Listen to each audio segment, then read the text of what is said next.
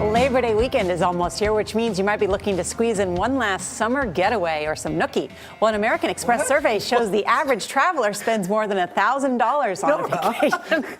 What? I'm just reading the prompter. That's a lot of prompter. Can I keep reading? It's a lot of money for just a few days of relief. Yowza. Adriana Diaz is at the Freehand Hotel in Chicago. Everything to show okay us at home? It's that good. It's that good. That's how good it is. To cut lodging costs without getting comfort at home. Adriana, so sorry about that. Good morning. Good morning, everybody. You may not believe it looking around here, but I'm actually sitting in the lobby of a hostel.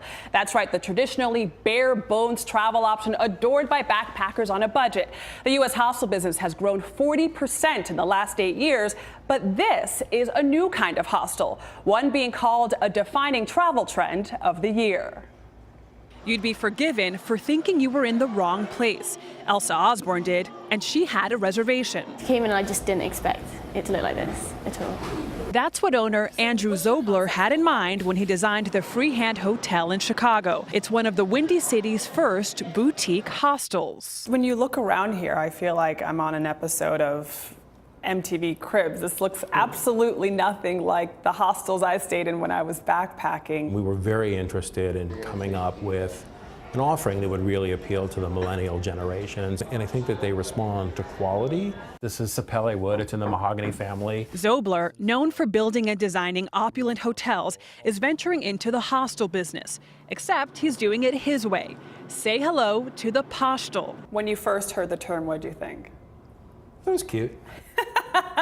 It is kind of cute. By adding some posh, Zobler's upgrading the traditional no-frills hostel experience. Locals mixed with tourists in the lobby, sitting on plush couches while sipping fancy coffees. And the bunk beds, it is a hostel after all, solid wood. People are really fascinated by the sharing economy, and I think that the translation to the hotel world is, you can buy just a bed. Hostels have traditionally been a rite of passage for young backpackers on a budget. But travel writer Paul Brady says millennials are now demanding more from the hospitality industry, including hostels. They want bold design, high-quality amenities, and locally inspired ambiance, all for less. You don't have to spend a ton of money on your room. You can save money on the room and then go spend that on experiences in the city you're visiting. The growing trend is a European import, where hostels are firmly entrenched in the travel culture.